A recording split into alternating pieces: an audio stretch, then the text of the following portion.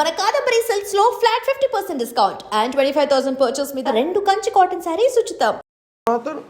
గురుగారు చక్రవర్తి గారి దగ్గర చక్రవర్తి ఎలా జాయిన్ అయ్యంటే మా అన్నయ్యలు అక్కడ వాయిస్తుంటారు రికార్డింగ్.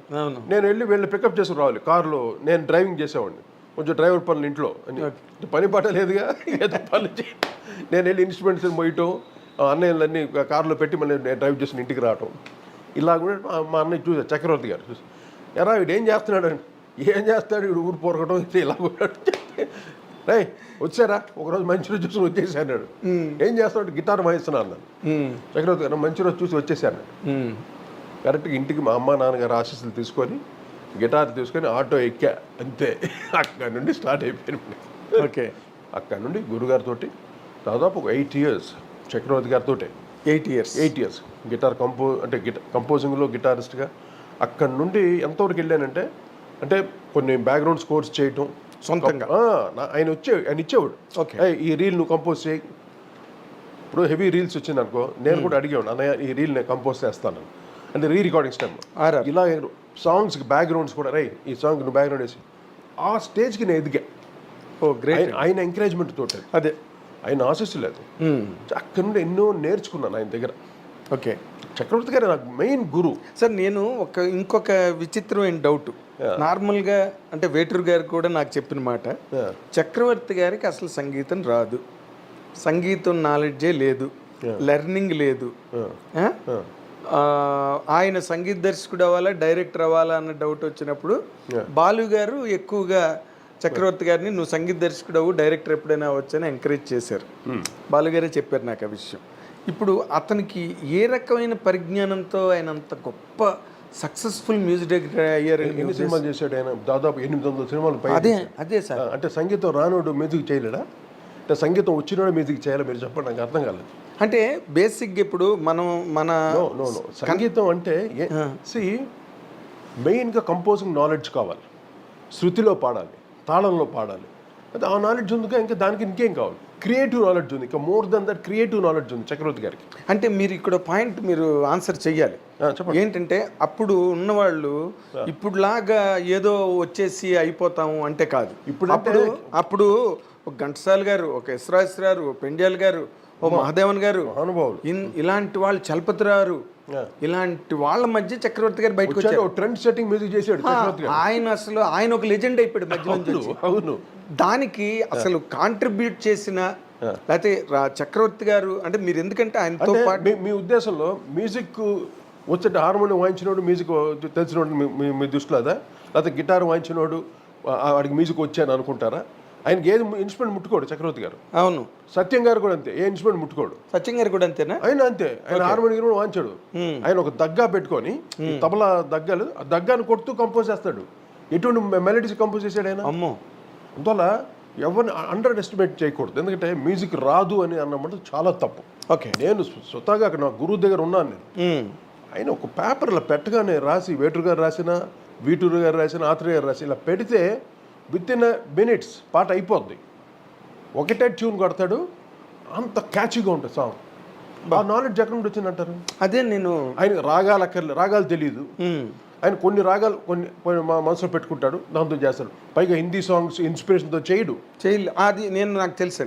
ఆయన అన్ని ఒరిజినల్ ట్యూన్స్. ఆయన సత్యం గారు కొద్దిగా ఆయన ఇన్స్పిరేషన్ తోటి కొంచెం మదన్ మోహన్ గారిది అందరిది, అవును, ఎస్డి బర్మన్ గారిది, ఆర్డి బర్మన్ గారిది కొంచెం ఆయన తీసుకొని చేస్తాడు. సత్యం గారికి హిందీ పాటల్లో ఎన్సైక్లోపీడియా ఆయన. అవును, ఏ మిడ్-నైట్ 30 లేపు అడిగినా ఏ పాటను పాడతాడు. ఎస్, చక్రవర్తి గారు హిందీ అసలు ఇన్ఫ్లుయెన్స్ ఉండదు.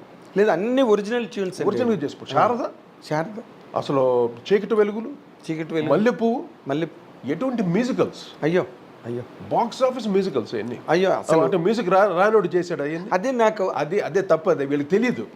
ఆయనలో ఉన్న నాలెడ్జ్ బయట వాళ్ళకి చూపించుకోడు. ఆయన ఈస్ అల్టిమేట్ కంపోజర్ తెలుసా, మోర్ క్రియేటివ్ కంపోజర్. మీకు ఆ రోజుల్లో ఒక రుద్రవీణ అని ఉండేది, గోటు వాద్యం లాగా. ఆ వీణతో ఒక సినిమా మొత్తం రికార్డింగ్ చేశాడండి. ఎవరిది? యు విశ్వేశ్వరరావు గారిది సినిమా మార్పు తీర్పు ఓర్పులు అని వచ్చేది. ఆయన తీర్పు అనే సినిమాకి ఏదో జస్ట్ ఒక రుద్రవీణతోటి ఎక్స్పెరిమెంట్స్ ఆ రోజులో చేశాడు చక్రవర్తి గారు. ఎవరు ఇళయరాజా చేయలేదు, ఎవ్వడూ చేయలే. చక్రవర్తి గారు అంత ఎక్స్పెరిమెంటల్ కంపోజర్. చాలా హైలీ నాలెడ్జ్ కంపోజ్. ఆయన చూస్తే అందరూ వీడికి మ్యూజిక్ రాదు అనుకుంటారు. అంటే స్వరాలు చెప్తాను మ్యూజిక్, స్వరాలు రాను మ్యూజిక్ తెలియదు అడిగి చెప్తా. అదే ఇప్పుడు మీరు చెప్పిన దాని ప్రకారం అంటే వేటూరు గారు అన్నారు నాతో, ఒక ఇన్స్పిరేషన్తో అయిన మ్యూజిక్ డైరెక్టర్ చక్రవర్తి. ఎందుకంటే వెంకటూరు గారికి ఎందుకు ఆయన మీద కోపం అయి ఉండొచ్చు, ఎందుకంటే ప్రతి పల్లవి లిరిక్ ఆయనే ఇచ్చేస్తాడు, చక్రవర్తి గారు ఇస్తాడు. అవునావా? నేనే సాక్షి దానికి. ప్రతి పాట ఆయన చేసిన ప్రతి పాట ఆల్మోస్ట్ ఆల్ పల్లవి చక్రవర్తి గారిది. అంతేనా? ఓపెనింగ్ బర్డ్స్ పుట్టింటోళ్ళు తరిమేశారు జింక్ చిక్కిన్ ఆ కుచాటు పిందెడిసే ఎన్ని. ఇంకా తర్వాత ప్రేమాభిషేకంలో తిరుపతికి వస్తాను ఏదో పాట ఇది, కోటప్ప కొండకు వస్తానని మొక్కుకున్న, అది దేవి మౌనమా, అది అన్ని పల్లవులు ఓపెనింగ్ ఆయన లిరిక్స్ ఇచ్చేవాడు. ఒక దేవత గుడిలో సాంగ్ ఒకటి, అది మేబీ అయి ఉండొచ్చు. అది కూడా రోజా, ఇది మన వేటగాడు సినిమాలో జాబిలితో చెప్పన ఓపెనింగ్ లిరిక్ అయిందే. ఓకే, ఇలాగా ఆ నాలెడ్జ్ ఎక్కువ ఆయనకి. పాటని కమర్షియల్గా it's a commercial composer as well as మంచి క్లాసికల్ కంపోజర్ కూడా ఆయన. బ్రహ్మాండంగా అసలు ఆయన చేసి చీకటి వెలుగులు ఎటువంటి పాటలమ్మా. అవును, తర్వాత చీకటి వెలుగుల శారదలో ఎటువంటి పాటలు, కన్నె వధువుగా మారేది ఏం పాట అదే, శారద నిన్ను చేరగా అసలు సిగ్గా ఆ ట్యూన్ అండి. కన్నె వధువుగా మారేది జీవితంలో ఒకేసారి ఆ వధువలపే పొంగేది ఈనాడే. నాకు చాలా మంది చక్రవర్తి గారి మీద అలా బ్యాడ్గా చెప్పిన నాకు నాకు చాలా కోపం వచ్చేది. అంటే తక్కువ ఇవన్నీ పక్కన పెట్టేస్తే సార్, జనరల్గా మీరు నమ్ముతారుగా నాకు మ్యూజిక్ నాలెడ్జ్ ఉన్నది. ఎస్, అయితే ఇక్కడ నాకు ఒక విచిత్రమైన ఒక ఫీలింగ్ అనమాట. ఈయనకు పక్కన సంగీతం రాదంటారు, ఈయన చేసిన పాటలు మీరు ఇందాక అన్నట్టుగా మల్లెపువ్వు కానీ, శారద కానీ, చీకటి వెలుగులు కానీ, ఆయన ఆ చిన్న మాట ఎవరన్నా చేయగలరు? ఎవరండి? చిన్న మాట, ఒక చిన్న మాట, చాలా విచిత్రంగా ఉంటుందండి ఆ ట్యూన్. ఏ కంపోజిషన్ చూడండి, భలే కంపోజిషన్. నేను అప్పుడు కరెక్ట్గా మల్లెపువ్వు టైంకి నేను జాయిన్ అయ్యాను రీ రికార్డింగ్కి. ఓకే, రీ రికార్డింగ్కి జాయిన్ అయ్యాను గురుగారి దగ్గర. అక్కడ నుండి చాలా సినిమాలు నేను కంపోజింగ్ లేకపోతే కంపోజింగ్ క్యాన్సిల్ చేసేవాడు ఆయన. అంటే అంత అలవాటు అయిపోయింది. నేను ఉండాలి గిటార్ వాయిస్తుంటే ఈల్ గెట్ ఇన్స్పిరేషన్.